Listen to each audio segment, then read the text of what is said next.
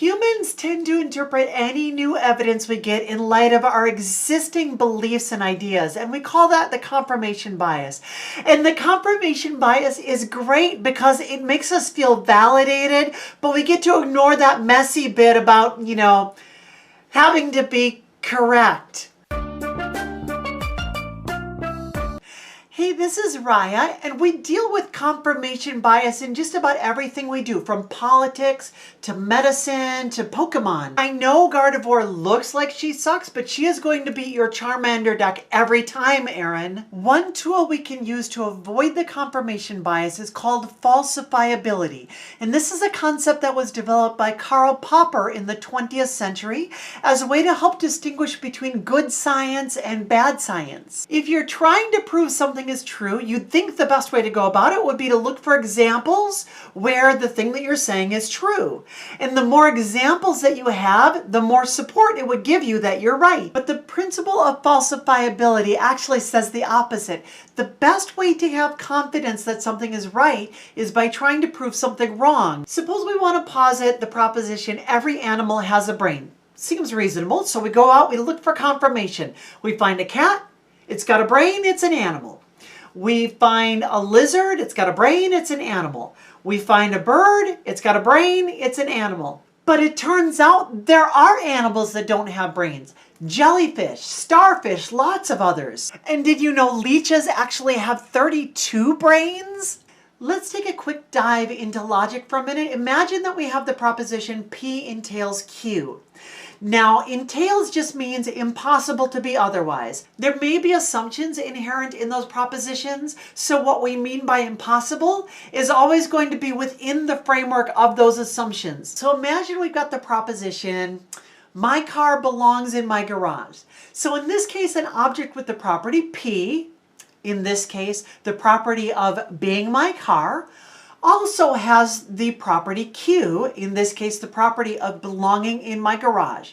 Now there's two logical conclusions we can draw from this. The first, if an object is my car, then it belongs in my garage. Now way back, logic guys who wanted to make themselves sound smart gave this argument a name. It's called modus ponens, and it just means method of affirming. And it goes, P entails Q, P, therefore Q.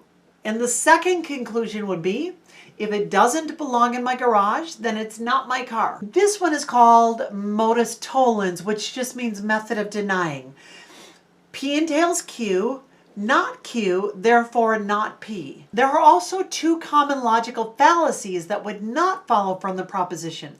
The first is that if it's not my car, then it doesn't belong in my garage. Well, lots of other things belong in my garage that are not my car. For instance, my bicycle. My bicycle is not my car, but my bicycle belongs in my garage. This is the fallacy known as denying the antecedent. The flip side to that fallacy is saying something like, if an object belongs in my garage, then it must be my car. But lots of objects belong in my garage that aren't my car, like my bicycle or my grill or tools or lots of other things.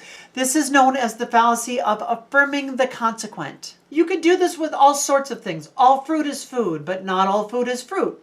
Make sense? My high school literature teacher was Mr. Zeglin. Mr. Zeglin was fine for lit, but the curriculum required him to teach a unit on logic, and he was not fine for logic.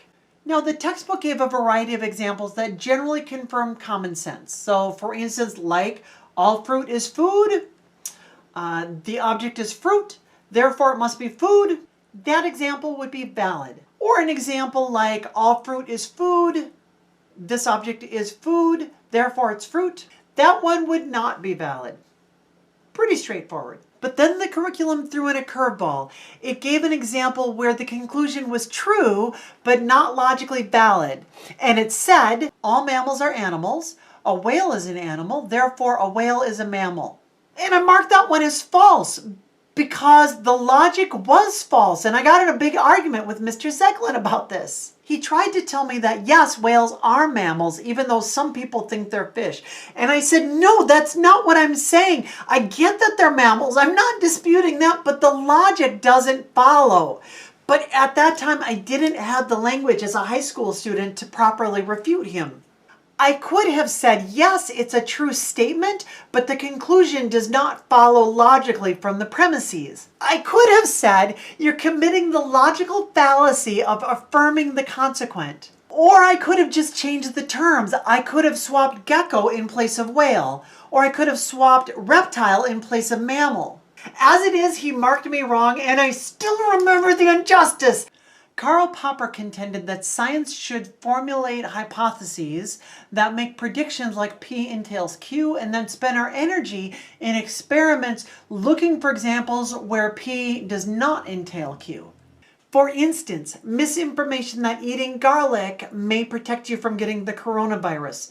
Garlic may have antimicrobial properties, but no, it will not protect you. But imagine I tried to argue that I ate garlic, I went out, I didn't get infected. Would that give us any evidence that garlic is an effective prevention? What if I had 100 friends who did the same, or 1,000 friends? Now, where I live, I'm in a county of 51,000 people, and so far nobody has gotten infected yet.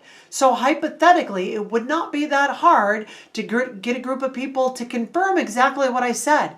But would that give us any evidence of the protective value of garlic? No, that would be misinformation.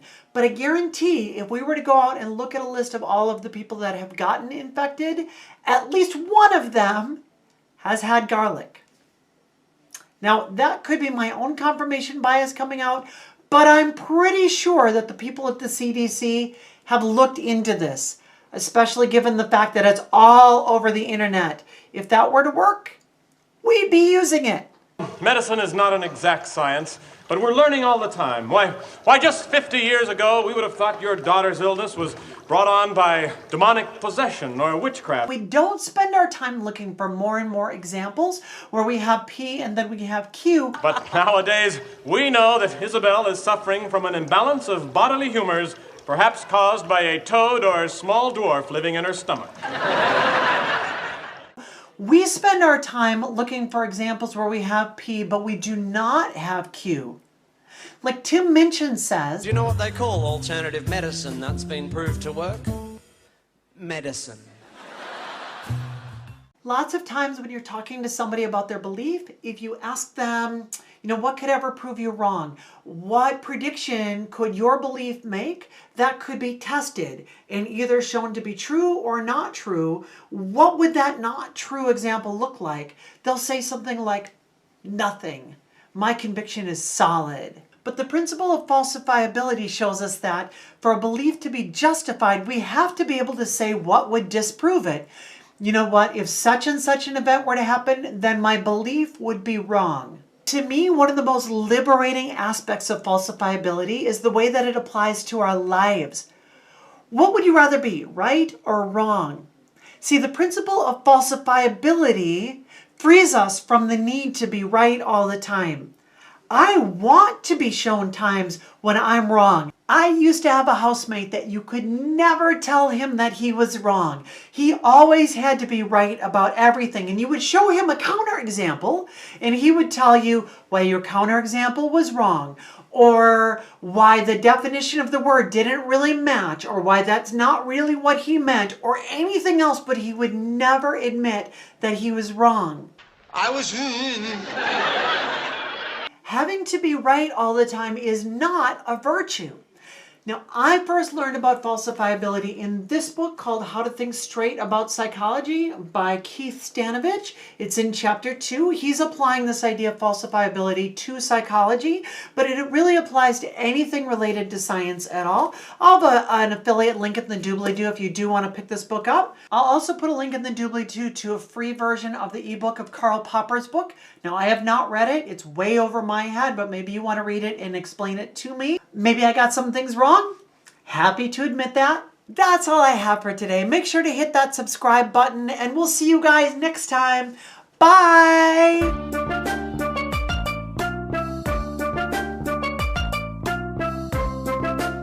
The secret of falsifiability is that you have to concede that you're stupid, and that's why it works so well for me.